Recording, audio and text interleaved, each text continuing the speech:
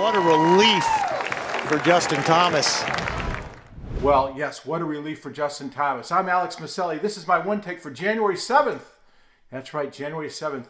It started the PGA Tour in 2020, and Justin Thomas started out his 2020 with a win, $1.35 million. You know, that's got to sink in a little. 30-something guys, $1.35 million. Where were the others? What were they thinking? That's a lot of money, even for Justin Thomas, right?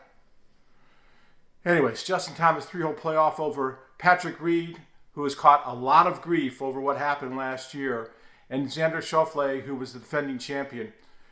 Two really good players, two guys that you keep hearing more and more about as we go along. The Xander thing is kind of crazy, but that's for another day. It's all about Justin Thomas today. Winning again, first time since 2017 winning at the Tournament of Champions down in Kapalua. But what's interesting is it's his 12th win on the PGA Tour. Only Tiger Woods and Jack Nicklaus, not bad company, only Tiger Woods and Jack Nicklaus had won 12 times before they were 27. Justin Thomas is 26 in 8 months and 17 days or whatever the heck it is. Okay, so that's interesting, right? Fair enough. What I think is more interesting is that Justin Thomas, out of his 12 wins, only 5 of them came on the mainland. Everything else has happened Hawaii, Malaysia, you name it. It's not happened in the mainland, which is kind of odd, I think, really. But it also shows you the globalness of what the PGA Tour has to offer now. The crazy, all over the world kind of thing. And most of that happening in the fall, right after the FedEx Cup. So Justin Thomas, great win. Now, it doesn't seem like Justin Thomas thinks he won, or it doesn't look like he felt like he won, even afterwards when he did this little blurb on PGAtour.com. Hey guys, Justin Thomas here. Just got my 12th win. It's crazy how fast it's gone by. A lot of great memories here in Hawaii, but this one today is very special, the way that it got done.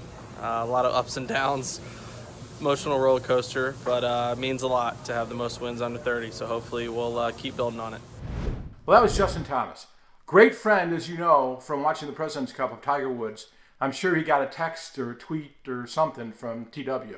But anyways, great win by Justin Thomas. Moves him up into the top 8 in the Ryder Cup points. He wasn't in the top 8 before this, though these points are not going to change dramatically as every week there's going to be some changes for the American team. Justin Thomas, after winning in 2017, went right to Sony. Completely different golf course, great golf course at Wailea, and won there as well, starting with a 59 in the first day. Justin Thomas is going to be in that field along with Matt Kuchar at Sony.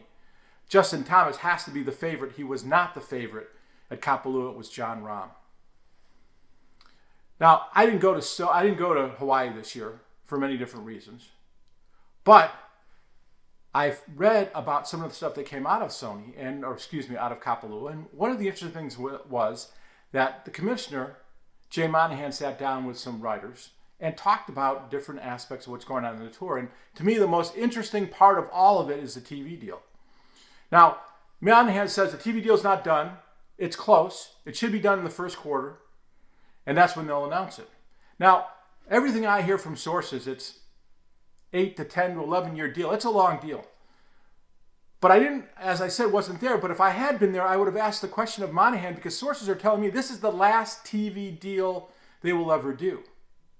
And he kind of supported that in some way when he said that I'm really focused right now, not on the television side, but on the delivery side. The delivery side in this particular case means internet, over the top, all those things. And everything I'm hearing is that ESPN Plus, who did not win out in any of the television side or the cable side, ESPN Plus will eventually take over that aspect. Just a huge aspect. It gives ESPN Plus and Disney a foothold on golf in a sport that down the road is probably almost all or exclusively going to be over the top. So it's a big win for ESPN Plus or for Disney if they can get that deal done. The other part of it is that he didn't talk numbers, but you're hearing around $700 million a year. Now, That seems like a lot when you factor in the fact that if you look at the NFL or the NBA, some of those deals are at $5 billion a year. When you factor that in, it's not as much. But then you add in all the majors, NBC, CBS, doing the Masters, US Open, the PGA Championship, the Open Championship, the Ryder Cup. That $700 million starts moving up. Then you add in the Discovery deal that the Tour did, and now you're probably looking at professional golf, and that's not including the European Tour. You're probably looking at professional golf somewhere around $1 billion a year coming in from television deals. Now that's a lot of money. The next question that I have is when you're talking about $1 billion, which is clearly double what the previous deals were, who's paying for that? You are paying for that. You're paying for that in advertising. You're paying for that in equipment. You're paying for that in golf. You're paying for that in almost everything. You are paying for that. Now, if you're paying almost double what you're paying before, how are we growing the game? Who are we growing it to? Who's got the money to pay to play in these tournaments in these courses? Who's paying for that? That's a good question. I think it's a good question. It's one that I have no answer to. Nancy Lopez's birthday was yesterday. Congratulations, Nancy Lopez. I have no idea how old she is, and I'm not going to tell you even if I did know. You don't do that to a woman. And then lastly, I was kind of looking around, and I saw the World Ice Climbing Championships in China. I thought this was pretty cool. I would love to see Brooks Koepka, Dustin Johnson, ice axes going up 100 yards up the face of a mountain. Wouldn't you? I'm Alex Miceli. Thanks a lot for watching or listening or whatever you're doing with me. And I'll be here next week.